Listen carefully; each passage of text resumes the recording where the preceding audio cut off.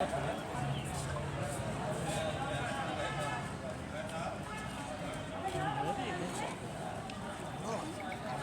से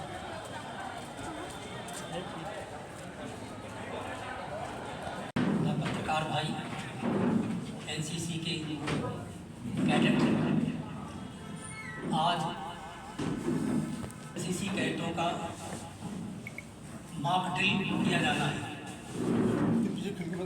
जिस संबंध में हम यहाँ पे एकत्रित हुए हैं। आप लोग क्योंकि कैडेट हैं एनसीसी के और अनुशासन जानते हैं, आप अनुशासन हमेशा बनाए रखेंगे और कार्यक्रम को भी एसओ साहब आगे बढ़ाएंगे।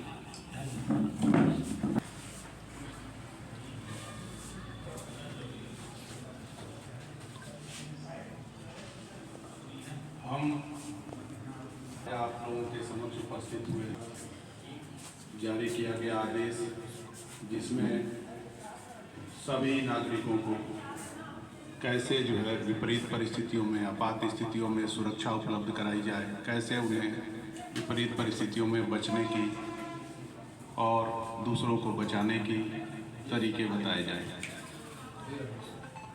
इसी के तहत ये मॉक आयोजित की गई है।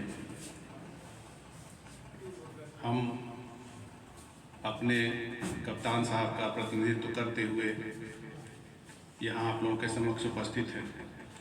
पुलिस लाइन में मॉक ड्रिल कराई गई है और उसी तरह की हम आपको यहाँ बताएंगे। आप जान रहे हैं बॉर्डर परिस्थितियाँ विपरीत हो गई हैं, अभी सब कुछ अपने पक्ष में है, फिर भी खतरों को इनकार नहीं किया जा सकता कि कुछ खतरे आ सकते हैं। उन खतरों से बचने के लिए हम सब मिलकर अपना और अपने साथी, अपने देशवासियों के बचाव का पूरा प्रयास करेंगे और बचने के तरीकों को जानेंगे। उसी के तहत यह मीटिंग और यह आप लोगों के समक्ष प्रधानाचार्य महोदय के माध्यम से उपस्थित हुआ। आप सभी को पता है 22 अप्रैल 2025 को जम्मू कश्मीर के पहलगाम में बैसरण घाटी में एक आतंकवादी हमला हुआ, जिसमें 26 निर्दोष लोगों की जान चली गई।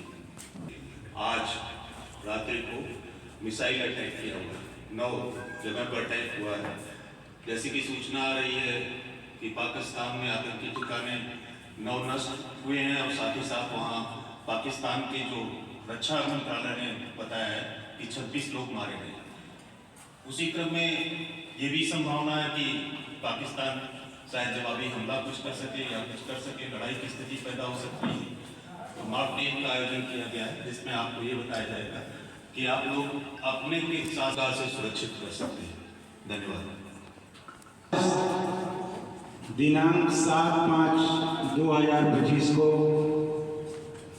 यहाँ पर उपस्थित माननीय प्रिंसिपल साहब एवं थाना चंदौद के प्रभारी निरीक्षक महोदय, उप निरीक्षकगण एवं सभी जवान एवं एनसीसी कैडर व पत्रकार बंधु, जैसा कि आप लोगों को विदित है कि पहलगाम हमले के बाद हमारा देश बहुत ही संघर्ष परिस्थितियों से जूझ रहा है। इसी के उपलक्ष्य में हमारे शासन के माननीय प्रधानमंत्री महोदय के आदेश से सभी एनसीसी कैडर एवं सभी विभाग के पुलिस अधिकारी एवं कर्मचारीगण, उत्तर प्रदेश पुलिस पीएससी और अन्य मिलिट्री के सभी जवानों को आज बलवा ड्रिल के संबंध में सभी को मार्गदर्शन देने के लिए बताया गया है। भाइयों, अब हम लोगों को शासन के मंशा के अनुसार पूर्ण रूप से तैयारी कर लेनी है। जिस तरह से आगे शासन का आदेश होगा उस तरह से हम लोग को कार्रवाई करना होगा। बोलिए भारत माता की, भारत माता की। तो पहला बचाव यह है कि हम रात की लाइटें सब बंद कर दें। सोते समय कहीं भी कोई लाइट न जलाए। इसका परिणाम यह होता है कि ऊपर से कुछ भी नीचे दिखाई नहीं देता। तो हम हमले की जो ग्रेविटी होगी उससे बच सकते हैं। इसे ब्लैक आउट कहा जाता है,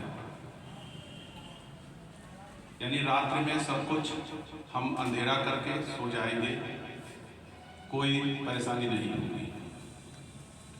दूसरी चीज, यदि हो जाता है तो उसके बाद क्या उपाय किए जाते हैं। पहले तो कहीं घरों में गड्ढे हो तो उन गड्ढों में हम चले जाएं, क्योंकि बम जब फटता है तो पैरेलल कहिए उसे हॉरिजॉन्टल कहिए, उस हिसाब से चलता है। ऊपर से आता है लेकिन पैरेलल एक तरह से नीचे फैलता है। तो आप अगर नीचे रहेंगे गड्ढे में तो आपसे बम से कोई भी चोट नहीं आएगी। बम के टुकड़े जब इधर उधर या उसके तरंगों से जो भी पदार्थ छिटकेंगे, पत्थर इधर, कोई भी आपको लगेगा नहीं, सब निकल जाएंगे ऊपर ऊपर। इलाज, घायल हो गए, किसी को चोट लग गई, कैसे हम उसको प्राथमिक उपचार कर लेंगे स्वयं, यह जरूरी है। जैसे कुछ दवाएं होती हैं वो सभी लोग लेकर के रख लेंगे घर पर, सामान्य रूप से पट्टी वगैरह, ये छोटी छोटी चीज़ें जो होती हैं जो अपने हिसाब से उसको रख लेंगे मेडिकल से, ताकि अगर ऐसी स्थिति आए तो हम अपना प्राथमिक उपचार स्वयं कर लें और अपने अगल बगल वालों का कर लें। वैसे इस स्थिति में आने की संभावना कम है, लेकिन फिर भी हमें तैयारी रखनी होती है। सभी लोगों को नंबर पता है, तत्काल सहायता वाली सुविधाएं आप कर सकते हैं, उनको भी उपलब्ध कराई जाएगी। रात्रि में सायरन आपको भी हम बजा करके दिखाएंगे कौन सा सायरन बजेगा। अगर इस तरह की परिस्थितियाँ, हवाई हमलों की परिस्थितियाँ आती हैं तो सायरन कैसे बजेगा, पुलिस, सेना, जो भी पैरामिलिट्री जो भी सायरन बजाएंगे वो कैसा सायरन होगा, उसकी आवाज़ कैसी होगी। तो विपरीत परिस्थितियों के सायरन होते हैं जो आपको सुनाई देंगे, तो आप समझ जाइएगा कि खतरा आ गया है। एक बार जरा गाड़ी का हूटर चालू करवाओ। हूटर नहीं, सायरन। एक व्हाट्सएप ग्रुप संचालित करूंगा प्रिंसिपल साहब के माध्यम से। प्रिंसिपल साहब अपने सारे बच्चों को जोड़ देंगे, हमको भी जोड़ देंगे, यहाँ तक कि हमारा सारा स्टाफ भी उसमें जुड़ जाएगा। उसमें एडमिन मैं हो जाऊंगा।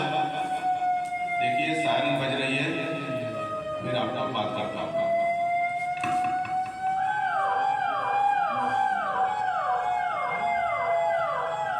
लंबी सायरन एम्बुलेंस में यूज करते हैं, इसका यूज नहीं करना चाहिए।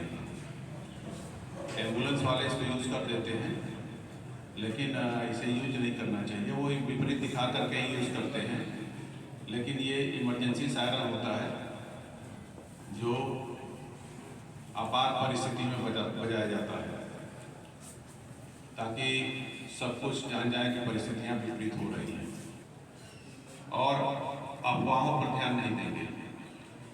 अगर उसमें कुछ जाता है तो ये नहीं कि आप उसको कहीं और फॉरवर्ड करने लगेंगे। फॉरवर्ड नहीं करेंगे, आप देखेंगे, समझेंगे और उससे संतुष्ट होंगे। यदि कोई समस्या आती है, कोई अन्य ग्रुप में कोई मैसेज ऐसा चलता है और आपको शंका होती है, तो इस ग्रुप में डाल करके और आप उस शंका का समाधान कर लेंगे कि ये सही है या गलत है। मैसेज गलत प्रसारित हो रहा है। हम लोगों ने इसे वेरीफाई कर लिया है और उसको मैं स्वयं वेरीफाई करूँगा कि ये सही है या गलत है। मैं अपने उच्च अधिकारीगण से उस पर फॉरवर्ड करके उनसे या गलत है।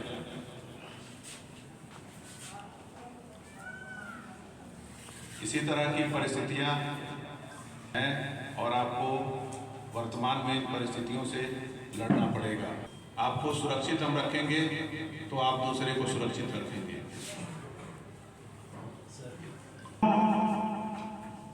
आपको मैं यह बता दे रहा हूं कि बलवा ड्रिल होता क्या है।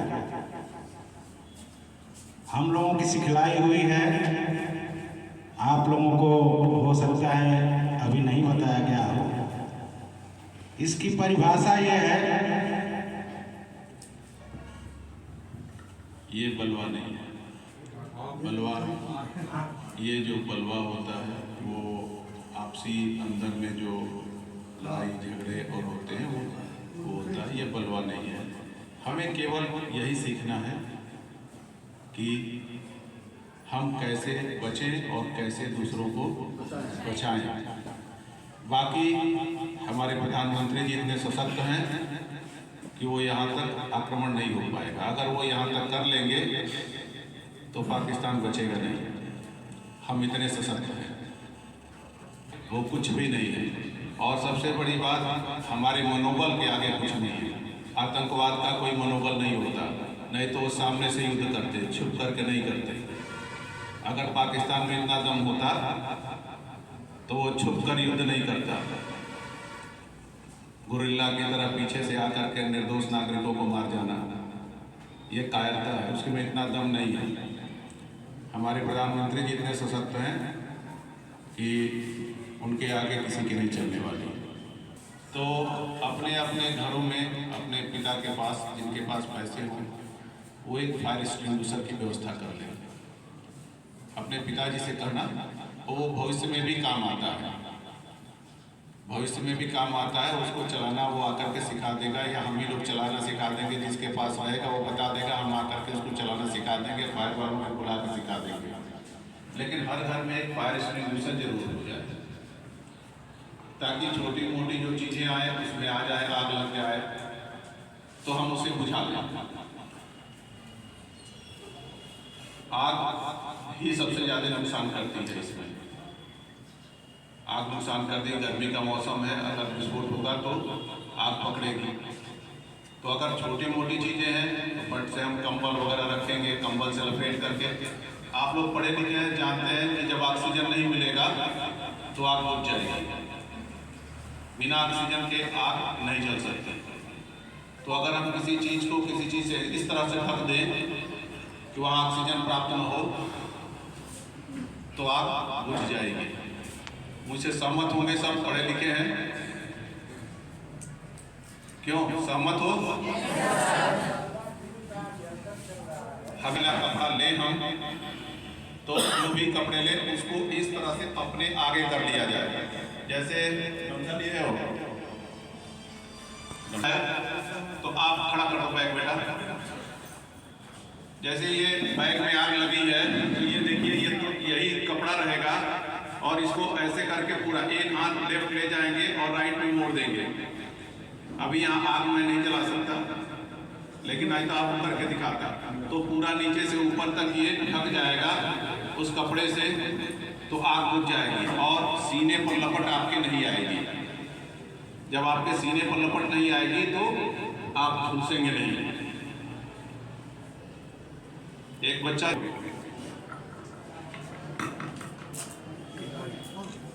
यही तरीका है। पहले अपने सीने को कवर, थोड़ा सा और अपने सीने को कवर करो बेटा, बोलो हाँ। अब सीने से कवर करते हुए तब आपकी लपटों की तरफ बढ़ेगी। ये बुझ भी जाएगी जब उसे ऑक्सीजन नहीं मिलेगा। इसके बाद जो घायल व्यक्ति का भी यही सिस्टम है। अगर वो खड़ा होकर दौड़ रहा है, उसके शरीर में आग लग गई है, तो कंबल भी इसी तरह से उसको लपेटा जाएगा ताकि वो उसकी लपट आपको न पकड़ने पाए।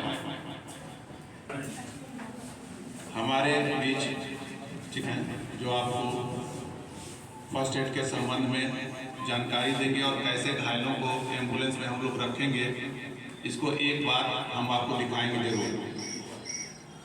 एक बार आपको डेमो हम दिखाएंगे कैसे उठा करके कैसे हम लोग जो है यही से चले आएंगे, यहीं से ऊपर से ही लेके चल देंगे हम आपको, और ले करके दिखाएंगे कैसे हम आपको एम्बुलेंस में फटाफट रख करके और अस्पताल के लिए भिजवा देते हैं। और फर्स्ट एड प्राथमिक उपचार कैसे करते हैं डॉक्टर साहब आपको बताएंगे। थोड़ा सा स्थान ढूंढने में आधा घंटा हमारा निकल गया, क्योंकि हमें जो हम लोग को जो स्पेशली आप जो बचने को पुलिस विभाग से सर लोग हैं ये बताएंगे कि कैसे क्या करना है, और स्वास्थ्य विभाग भी साथ साथ तो रहता ही है। और छोटी मोटी इंजरी में फर्स्ट एड के लिए टीम यहाँ आई हुई है। बाय द वे किसी तरीके की आपात स्थिति होती है तो उसके लिए हम लोग बिल्कुल रेडी हैं। उसके बाद की स्थिति के लिए रिफरल होता है, एम्बुलेंस सुविधाएं हैं, उसमें सब लोग बताएंगे कैसे यहाँ से कैरी करना है, वो सारी चीज़ें होती हैं। बाकी स्वास्थ्य विभाग से रिलेटेड हमारे लिए जो भी है उसके लिए हमारा विभाग तैयार है। बाकी इसके आगे हम कोई विशेष जानकारी हमारे थ्रू नहीं मिल पाएगी क्योंकि हमें पता ही नहीं है। Thank you. जानकारी प्राप्त हुई कि अचानक से ये मॉक ड्रिल का आयोजन हुआ और इसके रिगार्डिंग अगर कोई शासनादेश ये सब और ऊपर से आदेश आएगा तो सारी चीज़ें विभाग से प्रोवाइड किया जाएगा। और हम लोग जैसे डाइक्लोजेल या फर्स्ट एड के लिए, इंजरी के लिए बीटाडीन और जो हमारे और भी पेन किलर वगैरह है ये सब साथ में ये किट बनाकर लाए हैं। किसी कोई बच्चा बेहोश हो जाता है, कुछ होता है ऐसे, तो ये तो एक जनरली डॉक्टर हैं तो मैनेज कर ही लेंगे। और बाकी सारी चीज़ें तो आगे की चीज़ें हैं, अभी तो ऐसा कुछ आदेश है कि मसाज का जो कार्यक्रम था उसका जो आदेश मिला है उससे सभी लोग उपस्थित हैं। सर हम चाहेंगे कि कुछ दवाइयाँ, कुछ ऐसी चीज़ें आप बता दें जिससे बच्चे अपने घर में रखें। और वो पैरासीटामॉल है, सिक्लोफिनेक के लिए पेन किलर की तरह काम करता है। और गर्मी का मौसम है, ORS हमारे अस्पताल पे ये सारी चीज़ें बजरंगनगर प्राथमिक स्वास्थ्य केंद्र पर सब उपलब्ध है।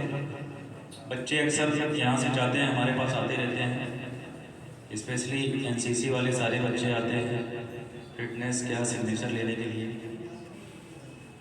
और कुछ बच्चे इलाज के लिए भी आते हैं।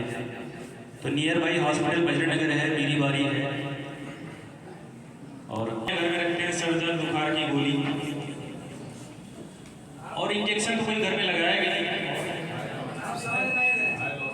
तो आजकल अगर किसी बच्चे को इसके रिगार्डिंग कोई क्वेरी हो तो क्वेश्चन पुटअप करें तो उसका एप्रोप्रिएट आंसर दिया जा सकता है।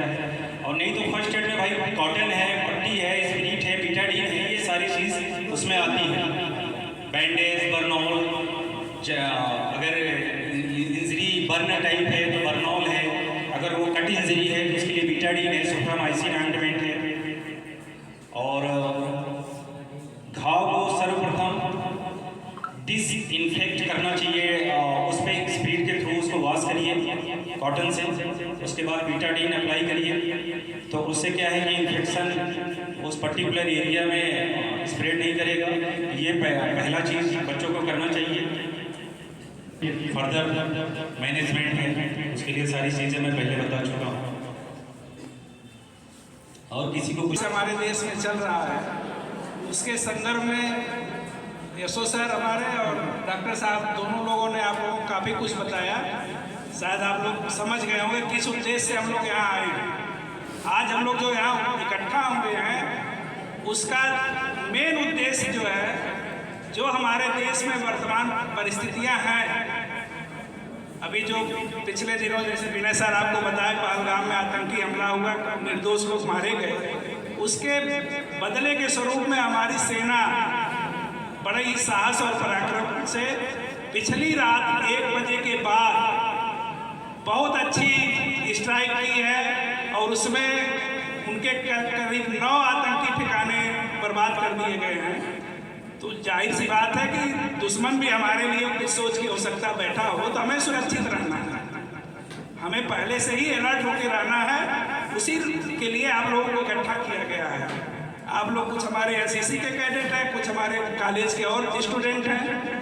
आप लोग जो यहाँ पे सीखे हैं, जो सर लोग बताए हैं कि किस तरह से हमें अगर इस परिस्थिति में हम लोग आते हैं तो कैसे अपने को बचाना है, साथ साथ आप जागरूक आप पढ़ रहे हैं, आप लोग के अंदर जागरूकता है। आप लोग अपने घर पे अपने गार्जियन को और लोगों को जागरूक करिए, आप लोग घर पे जाके। इसीलिए आप लोगों को इकट्ठा किया जाता है कि आप घर जाएंगे तो आपके फैमिली में अगर 10 लोग, 5 लोग, 4 लोग हैं तो आप उनको भी ये चीज़ें बताएंगे कि आज हम लोग कॉलेज में किए क्या, उनको भी जागरूक करिए, मैसेज वहाँ तक भी जाए। हो सकता है गांव में संदेश न पहुँचा, तो आपके माध्यम से संदेश सबको जाना है कि किस तरह से हम सजग रहें, सुरक्षित रहें, हैं? जो आवश्यक सावधानियां हमको बरतनी है उसके लिए पहले से तैयार रहें। जैसा कि डॉक्टर साहब बताए, कुछ आवश्यक दवाइयाँ, मेडिसिन, काटन, पट्टी, ये सारी चीज़ें आपके घर में नॉर्मल लोग रखते हैं, तो इस समय अगर ना हो तो उसको अवश्य आप लोग घर पे मंगवा के गार्जियन से रखवाइए।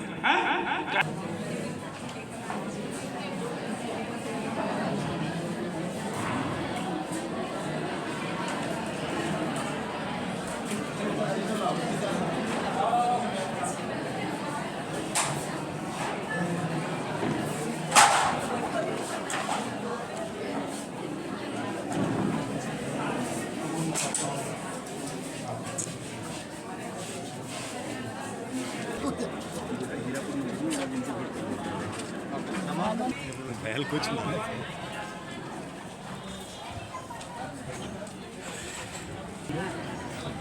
आगे